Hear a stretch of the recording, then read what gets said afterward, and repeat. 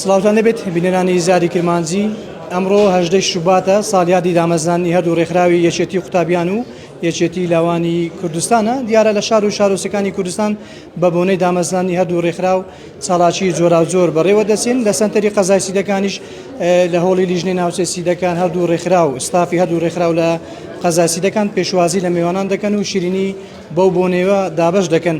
دەمەوێت گفتوگۆ بکەم لەگەڵ بەرپرسی ناوەندی چالاکی و پێگەیاندنی لاوانی سیدەکان لەسەر دامەزانی 72 ساڵەی ڕێکخراوەکان. کاک نەزیر شەهاب پیرۆزە ساڵیادی ڕێکخراوەکەتان و پەیامی ئێوە وەکو بەرپرسی ناوەند لە سیدەکان بۆ لاوانێ دەبەرە چیە؟ بڵێ.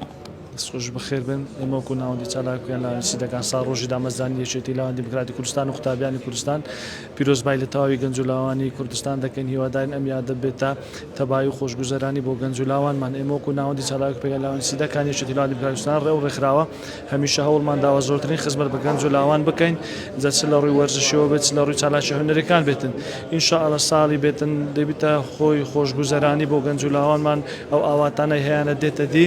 ئینشاءڵڵا ئەمەش وەکو ڕێکخراوی یەکێتی لاوانی کوردستان چۆن بەردەوام بووینە لە خزمەتکردن بە قوتابیان و لاوان، ئینشاءڵڵا بەردەوامتر دەبین و بە گروتینی زیاتر ئینشاءڵڵا هەوڵ دەدەین خزمەتی زیاتریان پێ بکەین، وا لە گەنج و لاوانمان بکەن بۆ ئەوەی بەرەو پێشتر و خۆیان ببین و لە هەردوو ڕێکخراوەکە.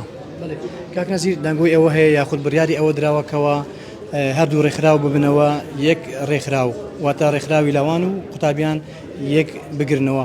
هیچ ئامادەکاری کراوە بۆ کۆنگرە و کۆنفراسی ڕێکخراوی لاوان و قوتابیان؟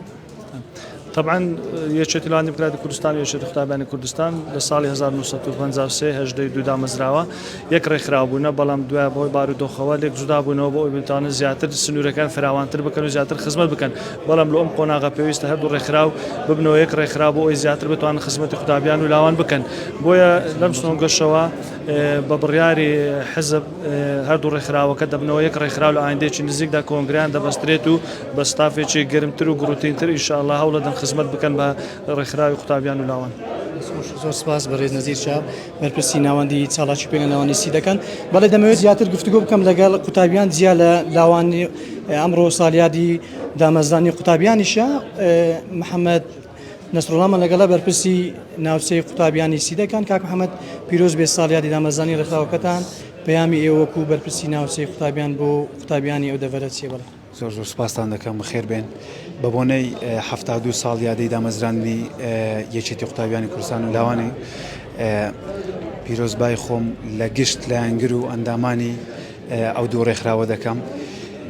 چۆن هەمیشە بەردەوام بوون لە خزمەتکردن بە بێجیاوازی ئینشەڵڵا لە داهاتوشدا خزمەت بە چینی لاوان و قوتابیان دەکەن و هەروەها ئینشەڵڵا ئێمە ئامادەین بە هەموو شێوازە کە کارەکەین لەو ڕێکخراوانە خزمەتی زیاتری قوتابیان و لاوان بکەین، بە تایبەت قوتابیانی دووردەستەکان و هەروەها لاوان کە هیچیان بۆ نەکراوە.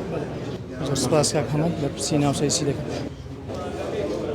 بەڵێ وەک لە دیمەنەکان دیارە میوانێکی زۆر لێرەیە کچان و کوڕانی ئەو دەڤەرە لاوان و قوتابیان لێرە ئامادەیە هەنێ هاتوون پیرۆزبای لە هەردوو ڕێکخراوی یەکێتی قوتابیان و یەکێتی لاوانی کوردستان بکەن. من کسێکم لەگەڵ ئێستا پەیامی تو چییە بۆ دامەزانی هەردوو ڕێکخراو ساڵیادی 72 ساڵانە ئەمڕۆ؟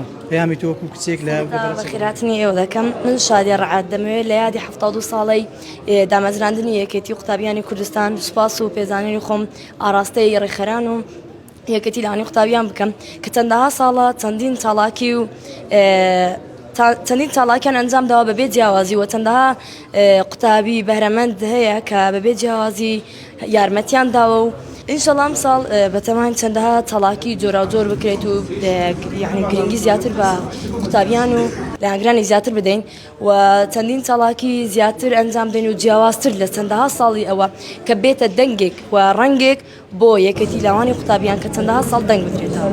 دەستخۆش بگرێت. بەڵێ ڕێکخراوی یەکێتی قوتابیان و یەکێتی لاوانی کوردستان لە ساڵی 1953 لە سەردەستی بارزانی نەمر لە شاری بەغدا یەکەم کۆنگرەی بۆ بەستراوە و لە دوای قۆناغەکان کەەوە هەردوو ڕێکخراو لێک جیابوونەتەوە بەنیازن ئەم ساڵ لە ساڵی 2025 دوای بەستنی کۆنگرا هەردوو ڕێکخراوی یەکێتی قوتابیان و یەکێتی لاوان یەک بگرنەوە. وەک دەزانین کەەوە ڕێکخراوی یەکێتی قوتابیان و لاوانی کوردستان چەندین کادیری و سەرکردەی پێگەیاندووە و ئێستا خزمەت بە کوردستان دەکەن.